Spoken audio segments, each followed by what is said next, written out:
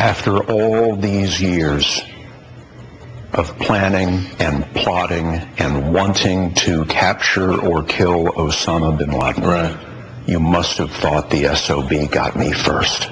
Yeah, but I had another thought. I'm going to run you and all your bastards down, and here we come. Because the rules are about to change. Here we come. Our turn now.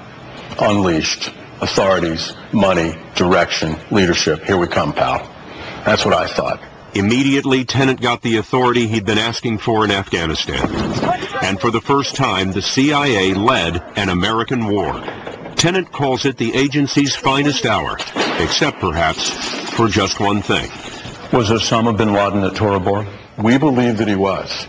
And the question is, how did he get away? If this plan of yours is so great, and Afghanistan went so well, how does Osama bin Laden get away when we've got him cornered at Tora Bora? Well, have you ever seen the geography in Tora Bora? I have.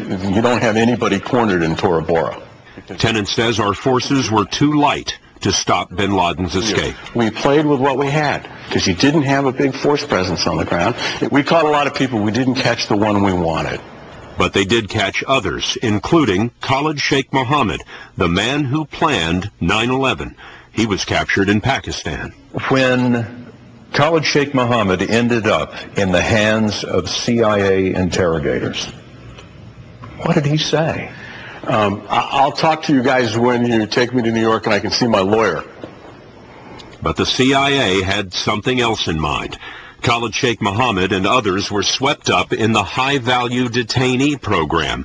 Secret prisons like this were set up, and several suspects were questioned under new so-called enhanced interrogation techniques, said to include sleep deprivation, extreme cold, and waterboarding, which causes a severe gag reflex as water is continuously poured over the face. You know, the image that's been portrayed is we sat around the campfire and said, oh boy, now we go get to torture people.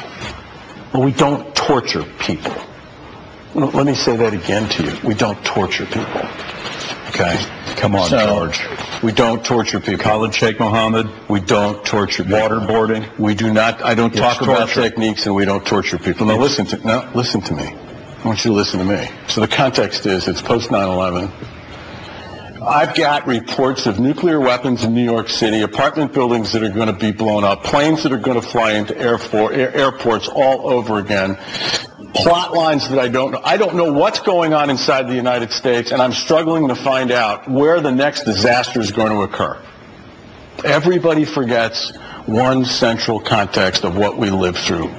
The palpable fear that we felt on the basis of the fact that there was so much we did not know.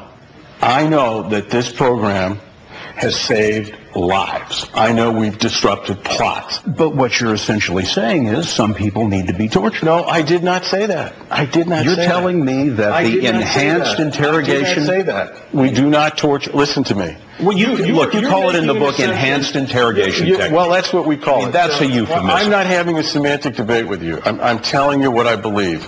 Anybody ever die in the interrogation program? No. You're sure of that? Yeah. In this program that you and I are talking about, no. Have you ever seen any of these interrogations done? No. Didn't you feel like it was your responsibility to know what you were signing off on? I'm not a voyeur. I understand what I was signing off on. Lose any sleep over it? Yeah, of course you do. Of course you lose sleep over it. You're on new territory, but that's not the point. What's this tension? So the tension is, I've just lived through 3,000 people dying. This is not a clinical exercise. Maybe for you guys it's a clinical exercise. Not for me. 3,000 people died. Friends died. Now I'm going to sit back, and then everybody says, you idiots don't know how to connect the dots.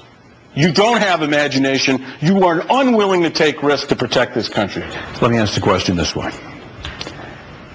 Why were enhanced interrogation techniques necessary? Because these are people that will never, ever, ever tell you a thing.